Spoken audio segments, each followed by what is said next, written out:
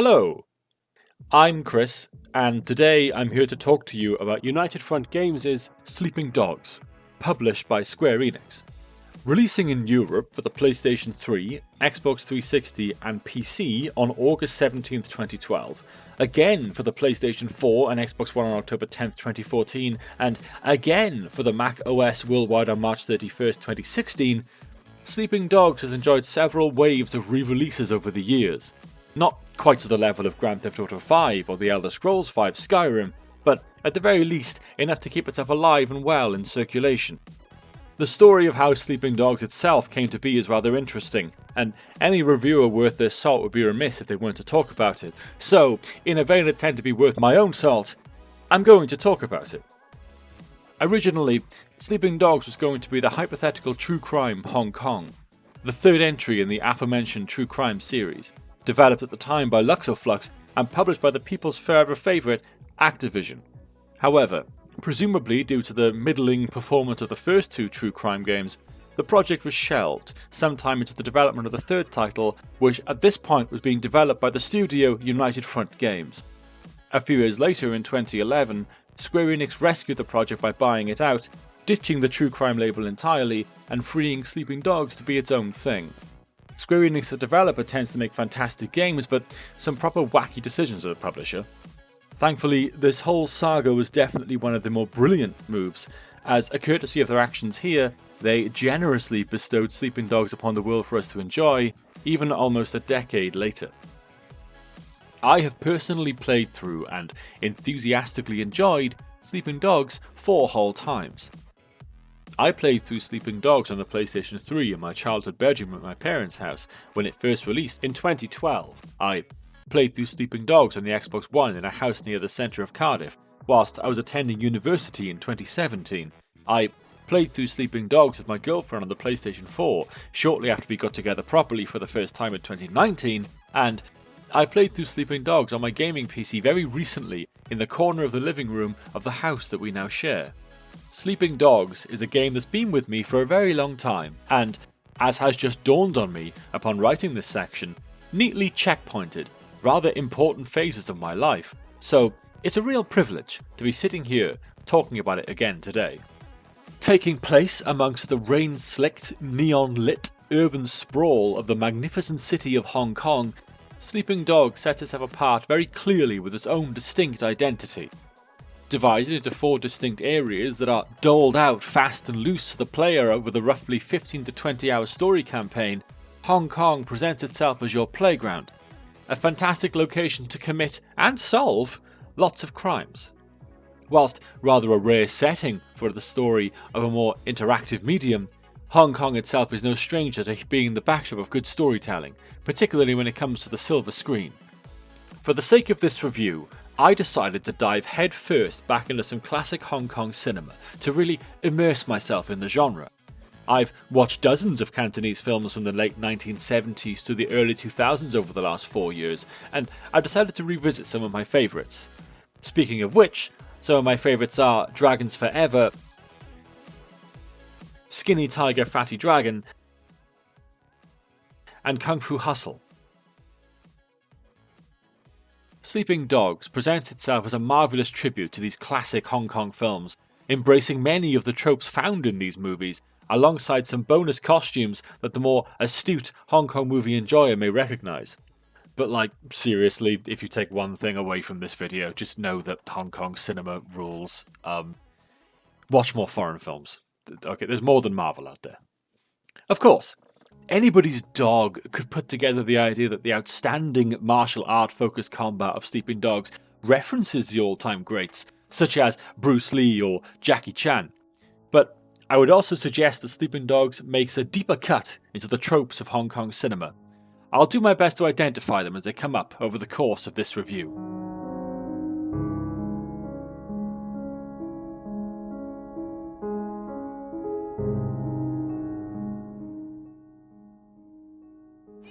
Why don't you have a pork bun in your hand? Breakfast.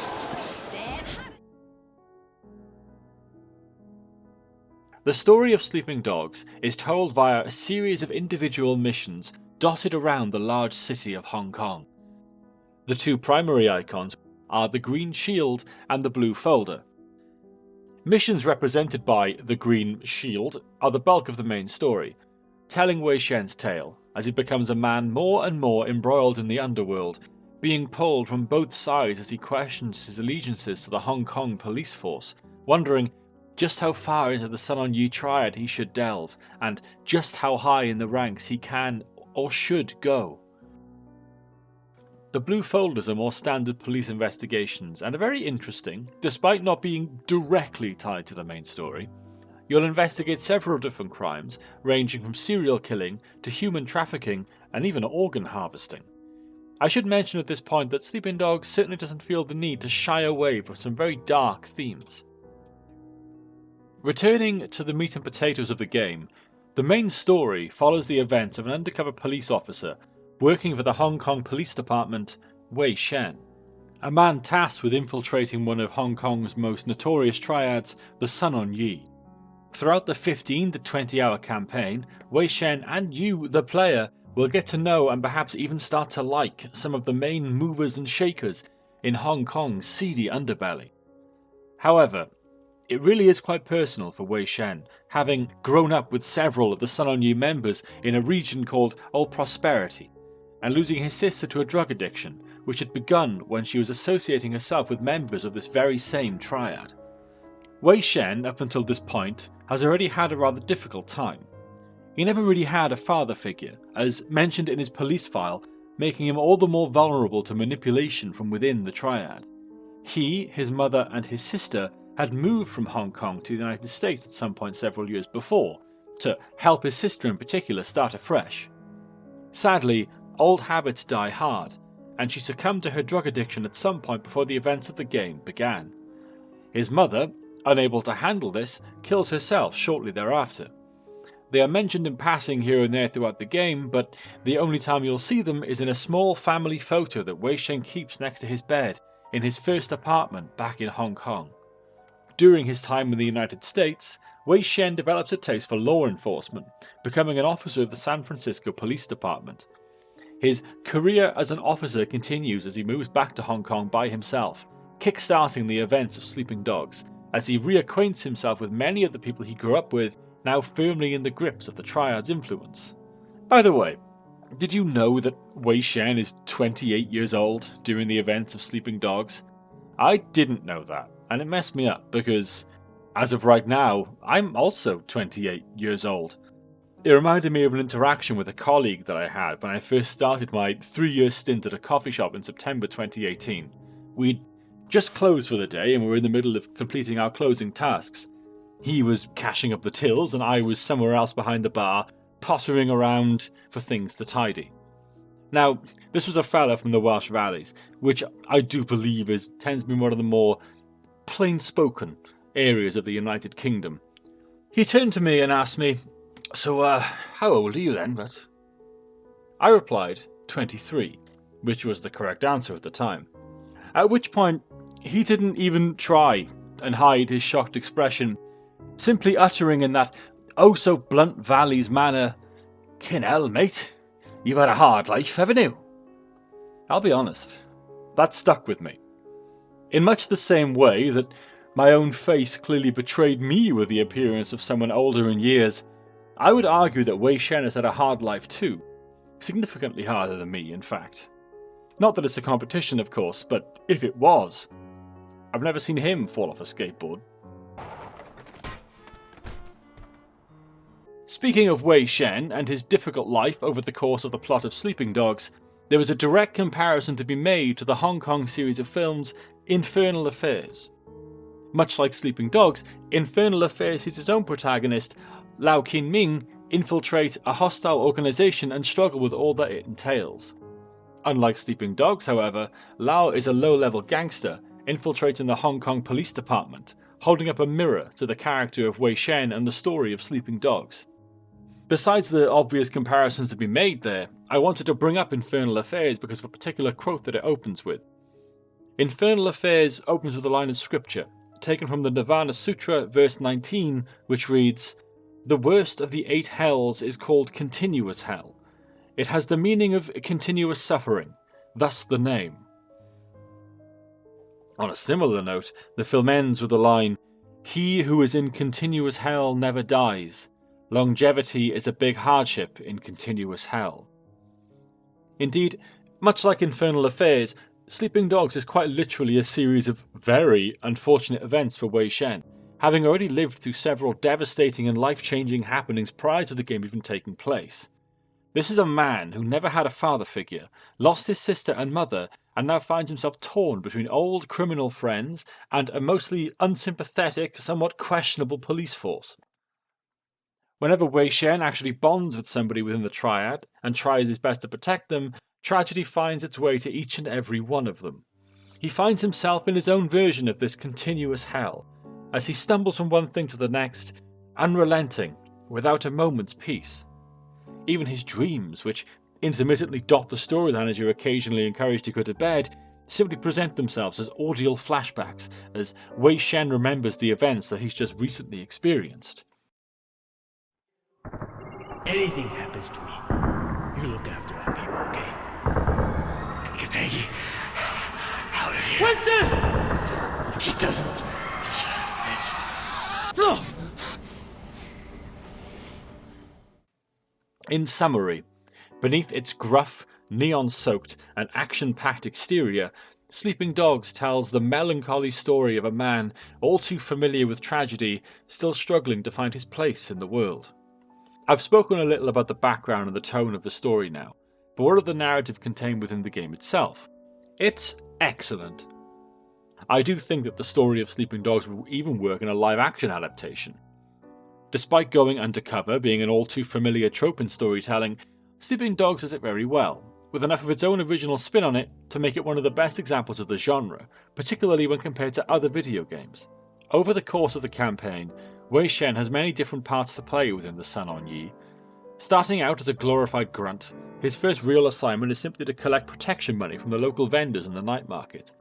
This may be all too familiar to any Yakuza / Like a Dragon fans out there, as it's practically one of the first things you'll do as Kazuma Kiryu in the events of the first game. However, Wei Shen doesn't remain as a simple henchman for very long, quickly becoming his local boss, Winston's favourite, allowing him more opportunities for more important jobs. This culminates in a mission whereby you're escorting Winston's fiancée Peggy as she completes several errands in preparation for her wedding. I will keep things fairly vague in the event that you should ever want to play through the campaign yourself, but needless to say, things go south at said wedding, and an opportunity for Wei Shen to infiltrate even deeper into the Sun On Yi presents itself rather quickly afterwards. On a somewhat related note, Winston's mother is legitimately terrifying. She'd make a fantastic Resident Evil in the post-Resident Evil 7 world villain. With her thirst for vengeance, the killing grounds of the Golden Koi's kitchen and her trusty meat cleaver. Yeah, nah. Run away, just run. As the story continues, the lines get blurred between good and evil, cops and robbers. There is quite a bit of good to be found within the Sun On Yi, and there are certain powers and influences within the Hong Kong Police Department which result in Wei Shen questioning his loyalty, making him wonder out loud if the orders he's been provided really are for the greater good. It is this duality, this central question that culminates in the grand finale of Sleeping Dogs, in which allegiances are revealed and truly tested, the story eventually leaving the door open for Wei Shen to remain a cop, or even potentially take advantage of the connections that he's made within the Sun On Yi. It's a story that wraps itself up neatly, but absolutely allows the potential for a sequel to be made. And that's all I have on the story of Sleeping Dogs. Going into this segment, I decided that there must have been 1,000,001 articles and reviews on the game, all dissecting and talking about the narrative piece by piece. As such, I decided to focus more on the feelings that the story itself evokes, as that would be then a bit more personal to me. After all, I have no literary degree from some prestigious university. The only qualifications I have are my 2 thumbs, which I use to push the buttons on the controller. 2 thumbs which are connected directly to my heart.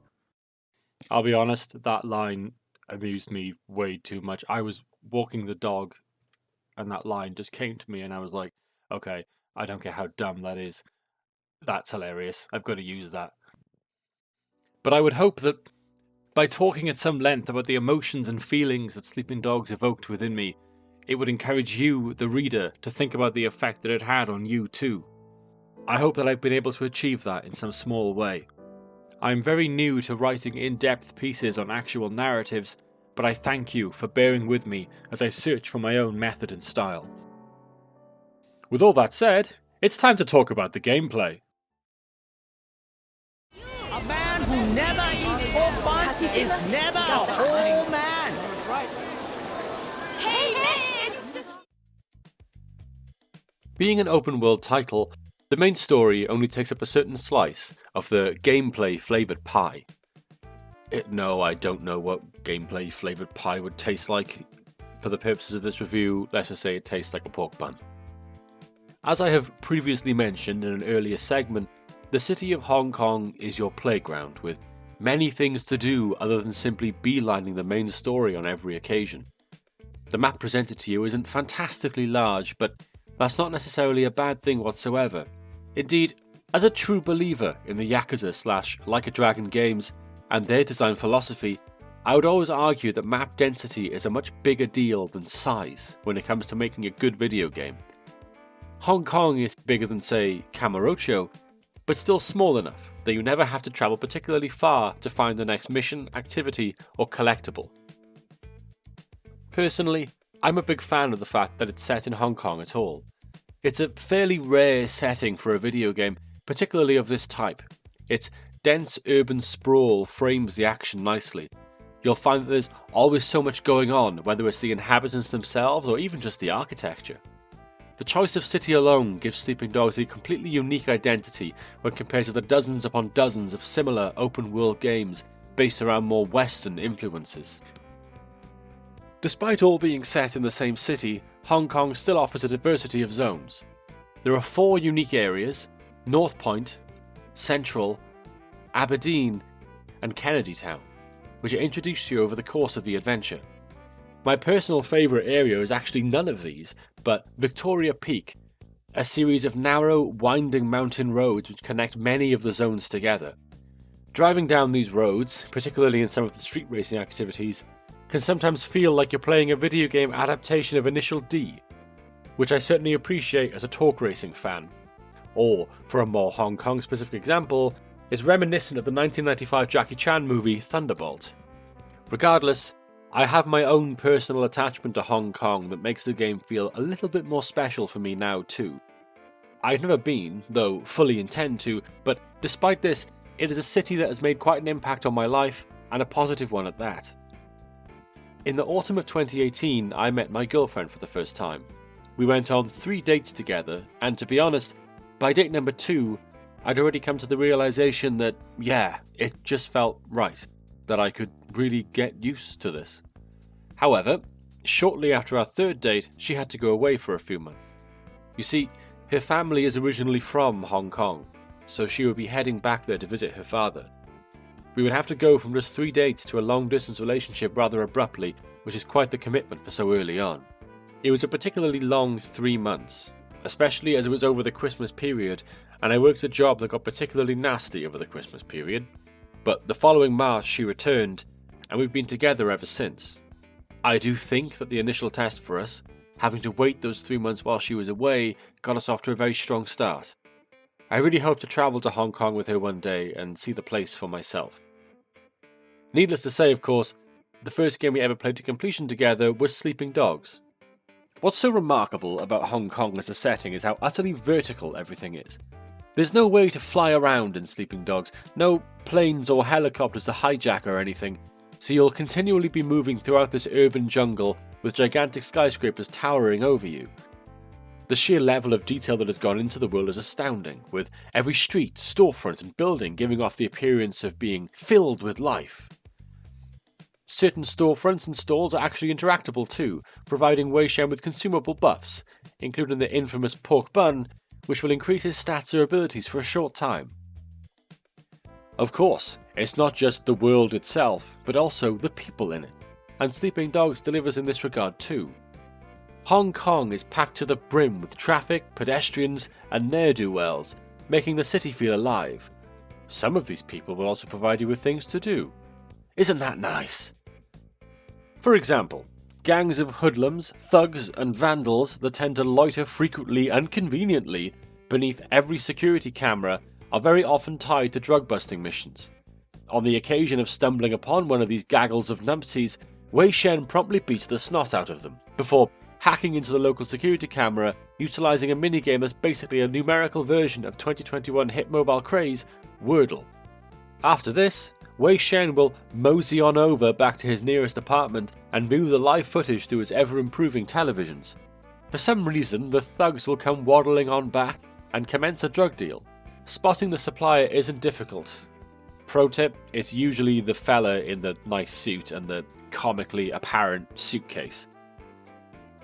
In addition to the Wordle mechanic, there are several other methods of infiltration that Wei Shen can employ during certain circumstances and events in the game. These range from fun to a little finicky. If your controller is currently suffering from stick drift, you're going to have a bad time.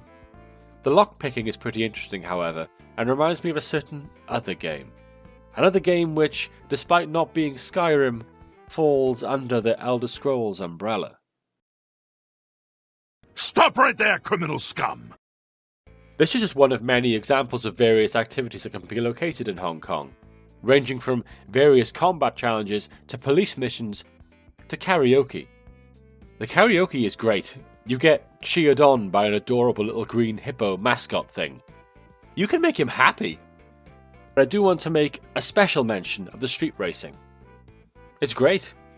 There are many different tracks and classes of races, almost enough to occupy a small racing game in and of itself. I'll be honest though, if you're as good at the game as I am, then you'll just blast through them all.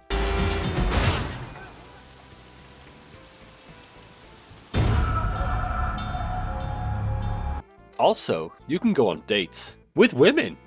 You can take Emma Stone on a date up to the very peak of the tallest mountain, looking over the sleeping city below. What is this, the video game adaptation of La La Land? By the way, I mean that as facetiously as possible. I actually really enjoy La La Land. I'll be honest. I'll just confess to all you casting directors out there right now that if you put Ryan Gosling in your movie, I'm gonna have a really good time with your movie. Also, I credit La La Land for kickstarting my ongoing love affair for jazz music. There are 5 girls in the game that Wei Shen can romance, one time only each, and each provide an associated gameplay benefit upon completing said date. Emma Stone finds herself in Hong Kong for the purposes of her blog, and is taking an interest in photographing the various health shrines dotted around the city. Upon completing your date with Emma Stone, you'll be able to view those health shrines once you're close enough on the minimap from that point forward. Hong Kong is littered with collectibles like this, and each date makes each type of them just that little bit easier to find. Perhaps the most exciting collectible to be found are the various jade statues, previously stolen from Wei Shen's local martial arts class. This leads us neatly into talking about the actual combat, so I'll talk a little about that now. Hottest buns in the market! Right You here look for like you! you could use a pork bun! Come on, good suit, you need... From a gameplay standpoint, the one thing that truly sets Sleeping Dogs apart from its other open-world peers, such as Grand Theft Auto, Saints Row or Just Cause, is its heavy focus on martial arts as your predominant form of combat. Wei Shen, like many protagonists from classic Hong Kong cinema, is very skilled when it comes to martial arts. Indeed, much like Kazuma Kiryu, Ichiban Kasuga and the various other protagonists of the Yakuza or Like a Dragon series, Wei Shen tends to solve problems with his fists of fury. As I've just alluded to in the previous section, one of the numerous collectibles that Wei Shen can come across over the course of his adventure are the 12 jade statues. These were originally from his old martial arts school, stolen from his Sifu, or teacher. Upon returning a statue, Wei Shen is able to learn an additional move. The statues are absolutely worth retrieving as the moves themselves are deadly, ranging from combos to leg and arm breaks to the fantastic Dim Mak, a rapid fire move in which Wei Shen counters an attack and launches his fists at the enemy like a Gatling gun. Sleeping Dogs utilises a combat system that is, in practice, not entirely unlike the combat styles found in the Assassin's Creed and Arkham Asylum games, in which you can basically counterattack forever and never get hit. Honestly, I don't mind this at all. I've been studying Kung Fu myself, up to a green belt level at the time of writing, and so much of the curriculum is just being able to answer and counter the punches and kicks of your opponent. The game provides you with enough of a selection of moves and combos that ensured that, for me, the combat system never got old or boring throughout my experience with the game. Anyone can point a gun and squeeze the trigger, but the martial arts of Sleeping Dogs feels technical and very satisfying. There are several other upgrade trees available to Wei Shen over the course of Sleeping Dogs, namely Police, Triad and Face upgrades. Experience points for these trees are unlocked via undertaking various missions and side quests located around the city. Some of the abilities unlocked here are rather good, but not as focused on combat as the martial arts tree. Oh, by the way, Sleeping Dogs has guns. Guns that you can duck behind cover and shoot people with. If you play Sleeping Dogs and primarily use guns, especially when you don't need to use guns, you can expect your name to disappear promptly from my Christmas list next year. If I am to offer 1 or 2 points of criticism towards Sleeping Dogs, then it would be the following. Firstly, I do believe that Sleeping Dogs sort of forgets towards the second half of the game just how awesome its melee engine is, as you'll find yourself having to utilise a lot more firepower than just your fists and feet, as the civil war within the Sun On Yee escalates. What starts as beating up a few people in a back alley gradually escalates to the point where Hong Kong is, for all intents and purposes, a war zone. The shooting mechanics are absolutely fine and perfectly functional, but I wouldn't say that they're exceptional, whereas the Kung Fu mechanics are. I guess I will say that one cool thing about the shooting is that upon leaping over cover, the game slows right down, activating its bullet time and turning Wei Shen into Max Payne. That's pretty cool. To the game's credit, it has just occurred to me that it came out during a time when everything was a third-person cover-based shooter, so I'm just actually very happy that Sleeping Dogs isn't a total third-person cover-based shooter. Secondly, and honestly this isn't even a complaint leveled at Sleeping Dogs itself, and more so at the universe at large for not making a game that factors this in yet, but the thing is about Hong Kong cinema is that many of the films are not only technically very impressive with its choreography and execution when it comes to martial artistry, but they're also really funny. Was I not sitting down on my gaming chair, my little neon-lit nook under the stairs rather comfortably, I would stand atop my soapbox and say definitively that Hong Kong cinema incorporates some of the best slapstick-style comedy so consistently in a manner that hasn't been seen since the days of Charlie Chaplin, Buster Keaton and Laurel and Hardy, the golden age of Hollywood. Sleeping Dogs is many things, but I wouldn't necessarily describe it as funny. Comical things can happen, but the story is grim and the combat is really rather brutal. I guess I would have perhaps liked to have seen more environmental attacks which incorporated objects and set pieces with more humorous potential. However, that may not necessarily have matched the tone that they were going for, so I do understand its absence. Besides that, the game still plays remarkably well, and will keep you more than entertained over its perfectly paced runtime. With all that said, all good things must come to an end, and I'll talk a little about that now for the final portion of this review. I'll take some, thanks. Right here for you. Good, Thea.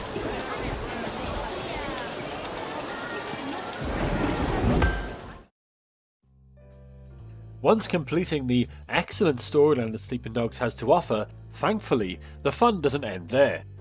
The first thing that I would recommend a distinguished player like yourself do is mosey on over to the northeastern dock to sign yourself up for the Zodiac tournament. Do you enjoy Bruce Lee's epic film Enter the Dragon? Because this is Sleeping Dogs' blatant homage to Bruce Lee's Enter the Dragon. It's also a fantastic place to hone your skills and put them to the test. Additionally, Sleeping Dogs Definitive Edition comes bundled with its 2 DLC stories, Nightmare in North Point and Year of the Snake. These are particularly fun and somewhat more light-hearted pieces of content. I particularly enjoy Nightmare in North Point, being a fan of Chinese mythology. Bouncing vampires are hilarious, but also sort of make sense. Like, they're dead. They aren't going to be very nimble, are they? Finally, you'll also simply be able to explore Hong Kong at your leisure, hoovering up any missed missions, jobs, or collectibles. Having recently adopted a puppy myself, I have never felt the wisdom of let sleeping dogs lie more strongly than I do right now. Having said that, if you're watching this, Square Enix, please don't let this particular sleeping dog lie. This IP deserves so much more than its current single entry. In what may be the faintest glimmer of hope, over the course of my research for this review, I discovered that there's supposedly a Sleeping Dogs movie in the works. I'll be honest, I wouldn't get my hopes up too much at the moment. The IMDb page is practically a blank sheet of paper. They have announced that Donnie Yen will be playing the main man Wei Shen himself though. So here's the thing, I'm a big fan of Donnie Yen. He's marvellous in the Ip Man films. However, this is the same Donnie Yen who plays Ip Man in the aforementioned Ip Man 4, where the titular character is canonically over 70 years old. Dude will be going from playing a guy in his 70s to a 28-year-old. That's range. Until such an occasion as that movie actually releases, however, thank you very much for taking the time to look back at Sleeping Dogs with me. It's a magnificent game, worth revisiting again and again, just as I have. Join me next time when I'll be looking at a different game. A game that I can only really describe as Dragon Quest on wheels. Hello! So once again, hopefully, you've reached the end of this review. Unless you skip to the end, in which case, hello! The game's really good. You should play it. But yes, you've reached the end of the video. Yeah, thank you. I hope you guys enjoyed this one too. I was a heck of a lot more ambitious with this one, I think.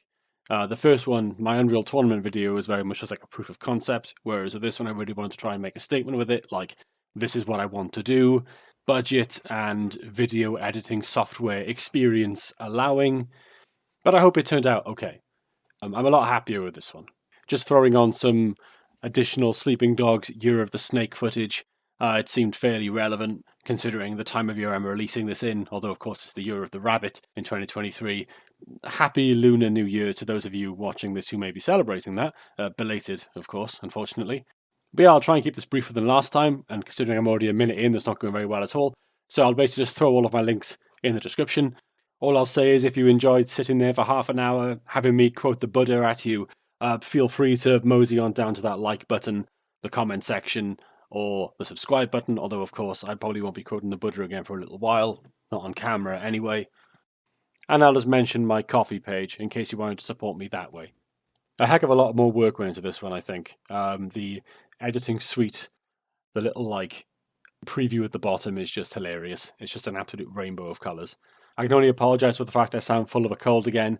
Apparently my Symphony of the Sinuses had a second verse after I thought I'd finished it during the first review, but there we are. Thankfully I had my very supportive girlfriend to keep me sane and my adorable little puppy who gives me a constant excuse to just get out there and touch grass every now and again. Can you believe that I was clean shaven when I started this review? That's a lie. That's a fiendish lie. I haven't been clean shaven since the other side of my graduation day. But yeah, that's me. Thank you very much for watching, and I will see you next time.